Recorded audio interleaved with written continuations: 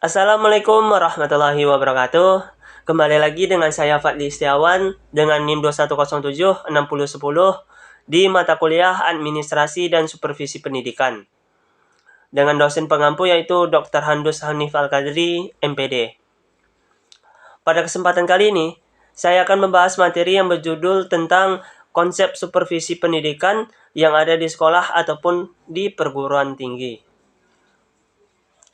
Langsung saja kita akan membahas tentang supervisi. Analogi ini terdiri dari dua kata, yaitu super dan vision. Kata yang pertama yaitu kata super, yang artinya segala sesuatu yang nilainya melebihi dari kebanyakan yang biasanya dilakukan oleh orang lain. Kata super ini barangkali kita bisa tumpangkan kepada kata Superman, Superboy. Kenapa? Karena dia menjadi Superman karena memang kemampuan skill yang dimilikinya itu melebihi kapasitas normal yang dimiliki oleh orang lain. Kata yang kedua yaitu vision atau pandangan jauh ke depan. Artinya, sudah punya visi pada saat orang lain belum memikirkannya. Tetapi dia sudah punya perspektif tentang itu. Artinya, dia selangkah lebih maju visinya untuk menelaah, menganalisis, dan melakukan. Di mana orang baru berencana tapi dia sudah melaksanakannya. Yang melakukan kegiatan supervisi kita menyebutnya sebagai supervisor, sedangkan kegiatannya kita sebut dengan supervise. Selanjutnya, pada suatu konsep yang sama, supervisi adalah sebuah proses usaha, satu usaha yang tujuannya adalah untuk menstimulasi, melakukan koordinasi, dan melakukan pertimbangan secara kontinu atau secara terus-menerus terhadap pertumbuhan. Pertumbuhan yang seperti apa?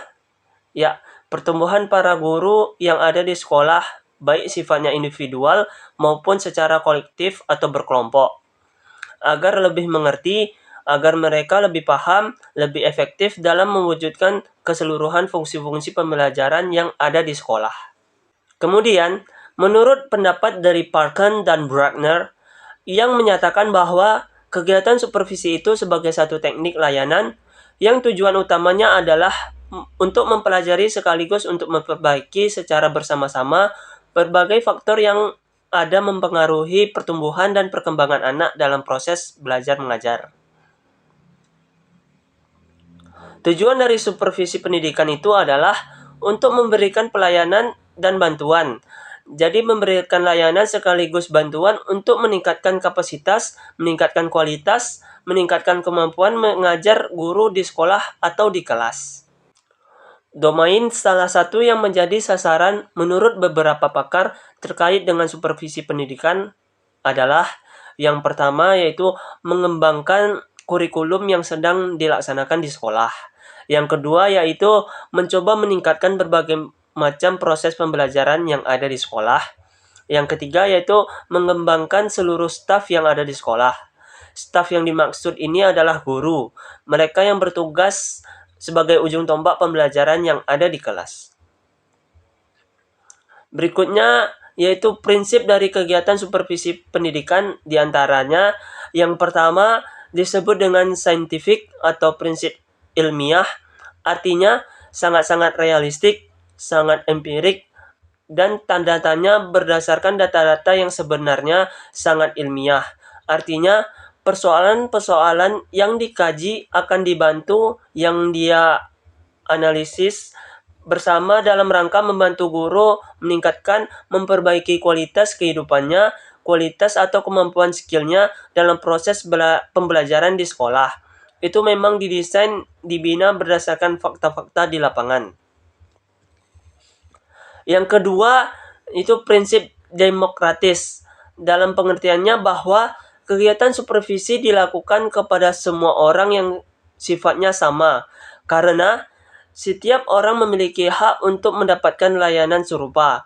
Artinya, mereka diberikan hak untuk menerima atau justru kadang bisa menolak ketika diberikan bantuan untuk diberikan layanan kegiatan supervise. Yang ketiga yaitu prinsip kerjasama. merupakan kerjasama sekolah, supervisor, dengan mereka-mereka di supervisi. Jadi, ada skala, ada prioritas, ada kondisi di mana semuanya bekerja secara bersama-sama karena supervisor mereka tidak akan bisa bekerja sendiri tanpa diketahui, tanpa kesadaran dari mereka di supervisi. Yang keempat yaitu prinsip konstruktif. Dalam rangka membangun maksudnya dan prinsip kreatif. Kreatif dalam pengertian meng-create atau membuat segala sesuatu menjadi lebih baik. Jadi, prinsip yang keempat ini adalah prinsip konstruktif dan kreatif, membuat segala sesuatu menjadi lebih baik, meng-create segala sesuatu yang tidak ada menjadi ada, yang semulanya hanya 3 menjadi 4, dalam rangka membina, membuat segala sesuatu persoalan-persoalan yang dimiliki oleh guru bisa teratasi.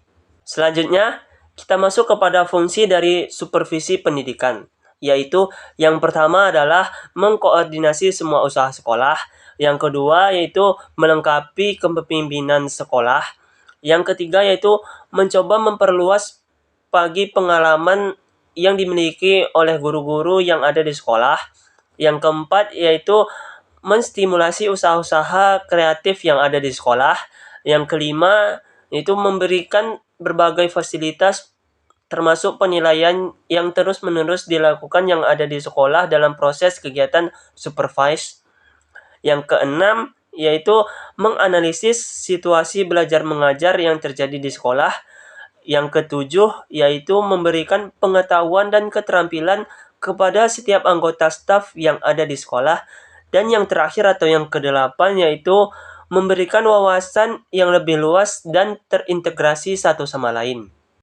Kemudian, peranan supervisi pendidikan yaitu seorang supervisor itu dapat berperan sebagai koordinator, sebagai pemimpin kelompok, dan juga sebagai evaluator yang mengevaluasi berbagai kegiatan pembelajaran yang ada di sekolah. Termasuk mereka yang akan berperan untuk mengevaluasi kegiatan-kegiatan supervisi ini dari proses pencatatan melalui instrumen tadi, sampai di mana kegiatan ini, tingkat keberhasilannya, apa yang masih dilakukan, bagaimana tindak lanjutnya, apa solusinya, cara yang tepat, siapa yang mendampinginya, dan teknik apa yang akan digunakannya. Supervisor juga bertindak sebagai konsultan, yang terbagi menjadi 4, yaitu yang pertama sebagai koordinator, mereka yang mengkoordinasikan semua kegiatan. Yang kedua yaitu sebagai pemimpin kelompok, yaitu mereka yang akan memimpin, yang akan menentukan arah dan proses perjalanan kegiatan supervisi. Yang ketiga yaitu sebagai konsultan, mereka sebagai tempat mengkonsultasikan semua persoalan-persoalan yang dialami oleh mereka-mereka yang disupervisi. Dan yang keempat yaitu sebagai evaluator, mereka sebagai tempat atau berfungsi sebagai orang yang akan mengevaluasi seluruh kegiatan proses supervisi pendidikan yang dilaksanakan di sekolah. Lalu, bagaimana objek dari supervisi pendidikan itu sendiri? Disampaikan oleh Olivia dalam bukunya yang berjudul Supervisor for Today's School. Di situ dikemukakan oleh Olivia bahwa sasaran atau objek dari supervisi pendidikan itu pada prinsipnya meliputi 3 domain, yaitu yang pertama, memperbaiki pengajaran. Fokus utamanya memang yang diperbaiki itu adalah proses pengajaran melalui perbaikan kualitas mengajar guru. Yang kedua yaitu pengembangan kurikulum, karena kalau di sekolah kurikulum itu ada di kepala dan di pikiran si guru. Dan yang ketiga yaitu pengembangan staf. Jadi memang dikembangkan adalah skill kemampuan orang-orang yang ada di sekolah, khususnya guru. Jadi orang-orang yang bekerja di sekolah, guru-guru yang ada di sekolah melalui kegiatan supervisi, melalui kegiatan domain ini, lambat laun mereka akan tampil menjadi guru-guru yang luar biasa. Objek dari supervisi pendidikan dibagi menjadi 4, yaitu yang pertama adalah pembinaan kurikulum. Yang kedua yaitu perbaikan proses pembelajaran. Yang ketiga yaitu pengembangan staf. Dan yang terakhir atau yang keempat yaitu pemeliharaan. Baiklah, sekian penyampaian materi pada kesempatan kali ini. Jika terdapat kata-kata saya yang salah, saya mohon maaf. Saya akhiri. Wassalamualaikum warahmatullahi wabarakatuh. See you di next video. Dadah.